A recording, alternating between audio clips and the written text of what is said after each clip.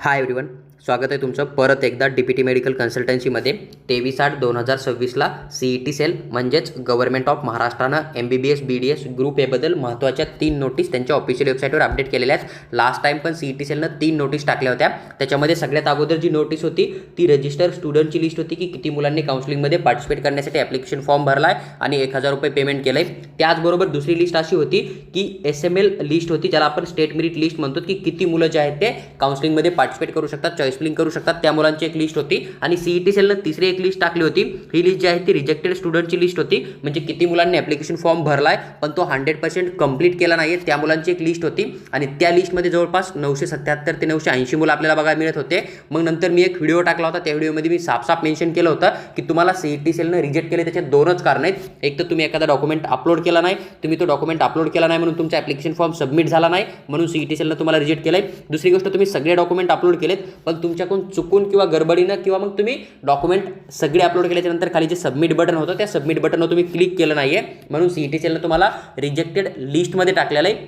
तर तुम्ही CET सेलकडे ग्रेव्हन्स fill करून किंवा मग तुम्ही ऑफिशियली CET सेलनं जे काय डेट एक्सटेंड केली होती 2 दिवसाची, त्या डेटमध्ये तुमचा ॲप्लिकेशन फॉर्म पूर्ण डॉक्युमेंट अपलोड करून त्या ठिकाणी खाली जे सबमिट बटन होतं ना, त्या सबमिट बटनवर क्लिक करून तुमचा ॲप्लिकेशन फॉर्म 100% कंप्लीट करून तुम्ही रिजेक्टेड स्टुडंटच्या लिस्टमधून जे आहे ते त्या ठिकाणी SML लिस्टमध्ये 100% जाऊ शकत होतात. पण तरी पण 527 ते 528 मुलांनी ती प्रोसेस कंप्लीट केली नाही आहे, म्हणून CET सेलनं परत त्यांना एक वेळ जे आहे ते रिजेक्ट केलेलं आहे. बाकी तुम्ही ॲप्लिकेशन फॉर्म 100% कंप्लीट केला असेल तर CET सेलनं तुम्हाला रिजेक्ट केलेलं नाही आहे. ज्या मुलांनी 100% ॲप्लिकेशन फॉर्म सबमिट केला आहे, त्यांच्या डॉक्युमेंटमध्ये काय प्रॉब्लेम होता किंवा त्यांच्याकडे डॉक्युमेंट नव्हते, कोणी डोमासाईलची जर रिसिप्ट टाकली असेल तर त्या मुलाला CET सेलनं other than Maharashtra state student असं मेन्शन केलेलं आहे. जर तुम्ही OBC SCBC कॅटेगरी सोडून बाकी कॅटेगरीमध्ये येतात, तुमच्याकडे कास्ट व्हॅलिडिटीची रिसिप्ट होती आणि तुम्ही ती रिसिप्टच अपलोड केली, तर त्या ठिकाणी CET सेलनं तुम्हाला तुमच्या कॅटेगरीमधून कन्वर्ट करून जे आहे ते जनरल कॅटेगरीमध्ये टाकलेलं आहे. तुमच्याकडे NCLची पण रिसिप्ट असेल तर तुम्हाला कॅटेगरीमधून कन्वर्ट करून जनरल कॅटेगरीमध्ये टाकलेलं आहे, पण तुम्हाला CET सेलनं कुठल्याही प्रकारे रिजेक्ट केलेलं नाही आहे. ही गोष्ट तुम्ही लक्षात घेणं आहे.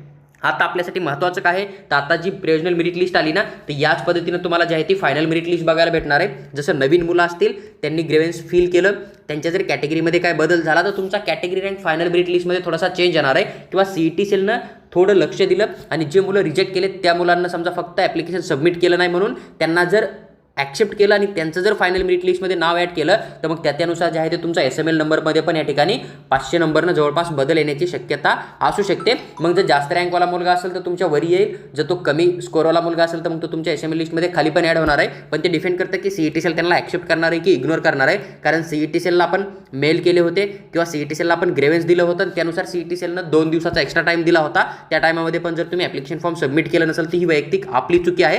CET सेलनं आता कुठल्याही प्रकारे चान्स नाही दिला एडिट करायचा, किंवा त्यांनी जरी आपल्याला इग्नोर केलं किंवा रिजेक्ट जरी केलं ना तरी आपण त्यांच्या अगेन्स्ट काही करू शकत नाही, कारण त्यांनी त्यांच्या साईडनं 2 दिवस डेट एक्सटेंड करून आपल्यासाठी या ठिकाणी संधी दिली होती. त्याच्यामुळे जे मुलं रिजेक्ट झालेत त्यांना CET सेल रिजेक्ट पण करू शकतं फायनल मेरिट लिस्टमध्ये पण तुमच्याकडे संधी आहे. तुम्ही आज ग्रेव्हन्स फिल करा, CET सेलकडे तक्रार करा आणि तुमचं नाव जे आहे ते फायनल लिस्टमध्ये तुम्ही 100% ॲड करू शकतात.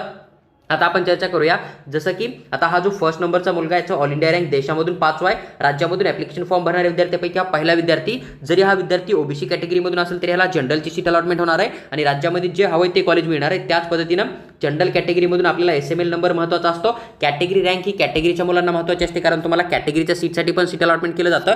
त्याचबरोबर तुमचा चांगला स्कोर असेल तर तुम्हाला ओपनमधून पण सीट अलॉटमेंट केलं जातं. त्याच्यामुळं कॅटेगरीचे मुलं जे आहेत ते कॅटेगरीच्या सीट बघणार आहेत. जेवढ्या सीट आहेत तेवढा तुमचा कॅटेगरी रँक येत असेल तर तुम्हाला 200% जे आहे ते MBBSचं कॉलेज 100% अलॉटमेंट होणार आहे.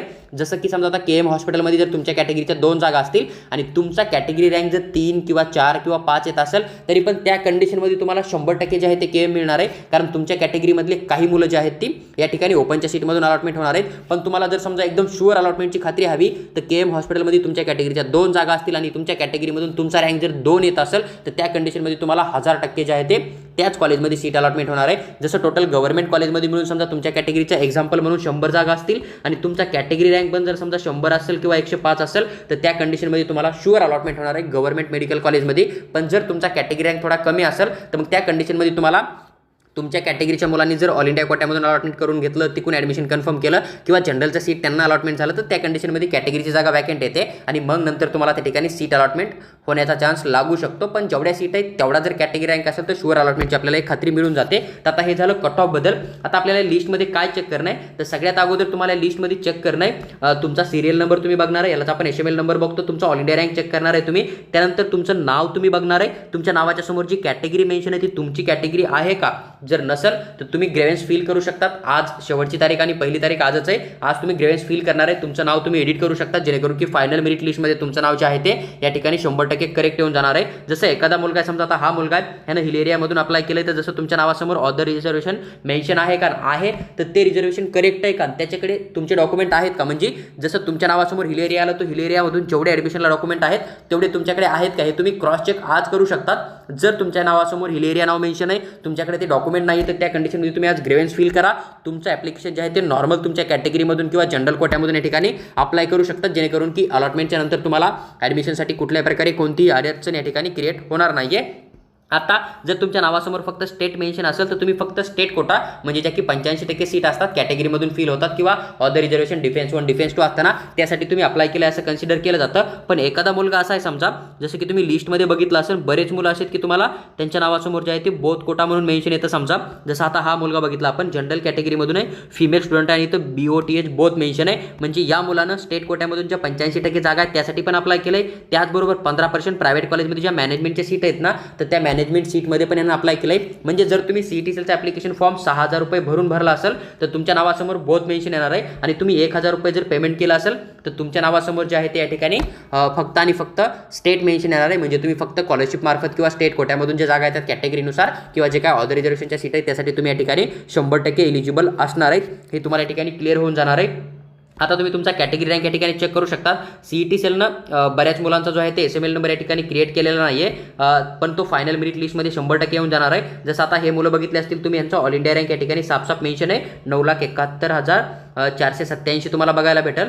पण यांचा सिरियल नंबर म्हणजे SML नंबर मेन्शन नाही आहे. पण तुम्हाला ह्या गोष्टीला घाबरायची गरज नाही आहे. ही फक्त प्रोव्हिजनल मेरिट लिस्ट आहे, जी की तुम्हाला एक तुमचं नाव SML लिस्टमध्ये आहे का नाही किंवा त्याच्यामध्ये काय प्रॉब्लेम असेल तर ते दुरुस्त करता यावा म्हणून CET-CELनं अपडेट केलेलं आहे. ज्यावेळेस उद्या फायनल मेरिट लिस्ट येणार आहे त्यावेळेस तुमचं नाव या ठिकाणी 100% ॲड होणार आहे. तर ही नवीन SML लिस्ट होती, त्याच्याबद्दल मी ही अपडेट तुमच्याबरोबर शेअर केली.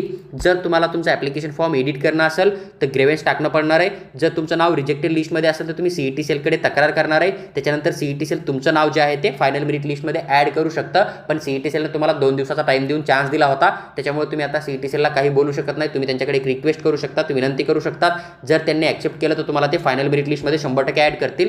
आणि ज्या मुलांनी ॲप्लिकेशन फॉर्म भरला आहे, ज्यांचं फायनल मेरिट लिस्टमध्ये नाव येणार आहे, ते सगळेच मुलं जे आहेत ते कॅप राऊंड 1 कॅप राऊंड 2ला 100% चॉईस फिलिंग करू शकणार आहेत. पण जसं CET-CEL लास्ट इयरपर्यंत करत होतं, पेमेंट झालं त्या मुलांना चॉईस फिलिंगचं ऑप्शन देत होतं, तसा जर CET-CELनं ह्यावर्षी परत एकदा निर्णय घेतला तर मग त्या कंडिशनमध्ये तुम्ही रिजेक्टेड लिस्टमध्ये असाल तरी तुमचं नाव जे आहे ते चॉईस फिलिंगमध्ये 100% ॲड केलं जाणार आहे. तुम्ही त्या ठिकाणी 100% चॉईस फिलिंग करू शकतात.